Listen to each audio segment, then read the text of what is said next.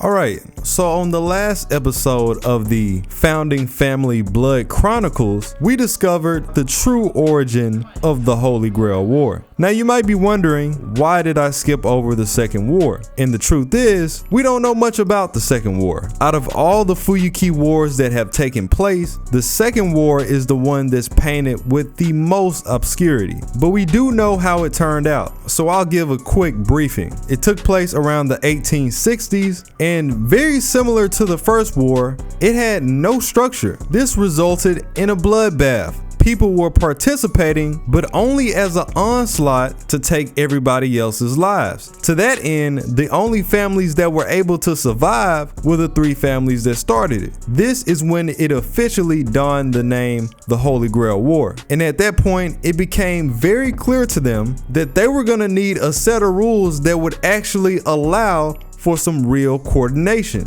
This brings us to the Third Holy Grail War. Now, we haven't seen the true Third War depicted per se, but we were able to witness an idea of how things might have went down in Hollow Ataraxia. During Hollow Ataraxia, there is a loop going on in the storyline that reenacts parts of the Third War, with the Fifth War as the foundation. This was thanks to Angra, who was actually in the war. And many of the participants, the servants, and the families that were involved showed up in a dream sequence that Angra was able to replicate. This war, on the other hand, started 70 years later, in the 1930s, right before the day that World War II started.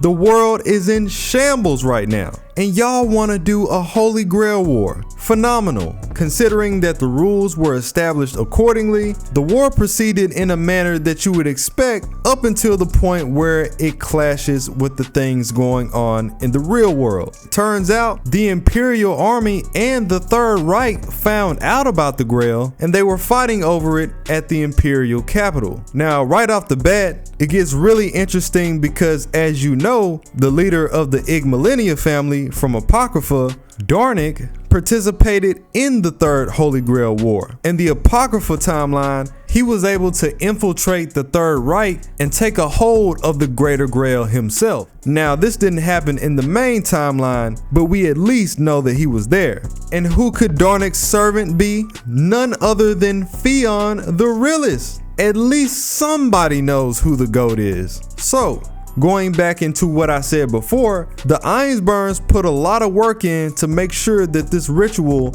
was a success. They were not about to sit back and let somebody else take their reward. So they came up with a plan. They said, I know we have rules and all, but I think we might have to bend those a little bit. And they summoned the very first Avenger in place of the Berserker class. This Avenger, of course, being the Zoroastrian spirit, Angra Mainyu.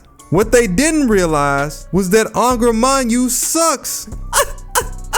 And he was so weak that he got defeated by the fourth day. His true nature only being able to take down humans, him going against servants, he's pretty useless. So going outside the three families, we get introduced to a very important line of Finnish background, and this is the Edelfelts. Why are they so important? Because they are the family that ended up marrying in with the Tosikas, which resulted in people like Luvia being Sakura and Ren's cousin. They also have a very high aptitude for magecraft. They're the ones that created Ren's Gander bullets and used the same jewel magecraft but on a much larger scale. They were actually one of the ones good enough to survive all the way to the end of the war. During Angra's sequence, their placeholders were shown to us as Ren and Sakura. In reality, they were unnamed twin sisters. Their servant of choice was dual sabers. So think Dio Scurry, but via a different concept. Reason being is because of the Edelfelt's unique sorcery trait, sharing their magic crest, that allows the two sisters to operate as one master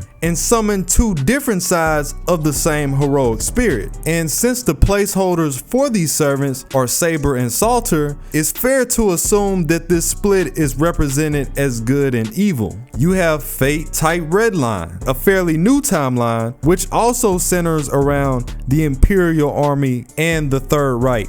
But that's a completely different story. So if we were to use type Redline as a basis, you have people like Major Ryder, who served the Third Reich and was a master of assassin in that timeline. You're probably thinking, why would they have two people coming from the Third Reich? But you have to consider, at least in Apocrypha, that Dornick withdrew his family from the clock tower, and usually there is somebody coming from the association. Major Ryder's original character was a spy for the association. Faldeus was someone who went in for the association. Caniff was someone who went in for the association in Fate Zero. And we can't forget about Kyrie, who went in for Apocrypha. So if we were to keep that ball rolling, you would have to throw in another Third Reich. Going back into the hypothetical, Ryder was originally the master of assassin. Her servant was Ezo. We also know that this can be possible because the assassin was still predetermined to be a Hassan. And in the Third War, the master of assassin has already been stated to be a relative of Faldeus, so she would have to have another servant. This assassin was actually a midget with some pretty unorthodox powers. Through the reenactment, we find out that this version of Hassan can turn your brain into gunpowder and blow up your body from the inside.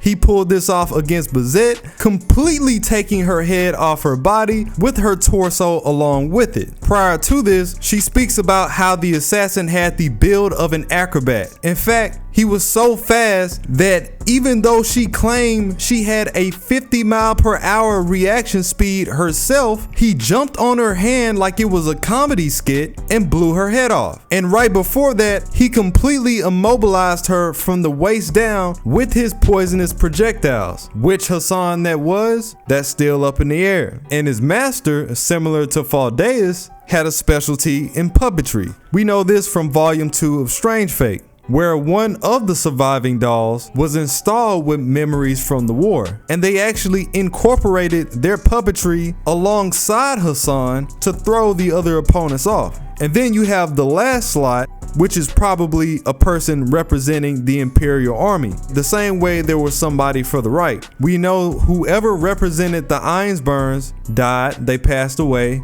They are stated to not be the best of fighters. That's why they hired Kirisugu in the first place. Whoever represented the Makiri, probably Zokin, they lost because Zokin was still trying to build after arriving from Russia. And if we're going by the side material, Dornick did have a fierce one-on-one with Zokin. So you got Zokin, who's been alive for almost 500 years. You got Dornick, who's been around for about 50 years at that time. You got Theon, and then you got whoever Zokin was using for his servant. You know that battle was insane. And like I said earlier, the Tosakas fell in line with the Edelfelts. During this war is around the time when they started to involve mediators. This is when they went out and grabbed Kirei's father, Rize, when he was still young, to keep things more balanced. On top of that, we know through the Apocrypha timeline that he jumped in to save the master of the Tosakas. Whether he did this in the main timeline is still unheard. Maybe he did it with a different person. And the center focus, of course, is Angra being taken into the Grail due to the type of spirit that he was, polluting the Grail system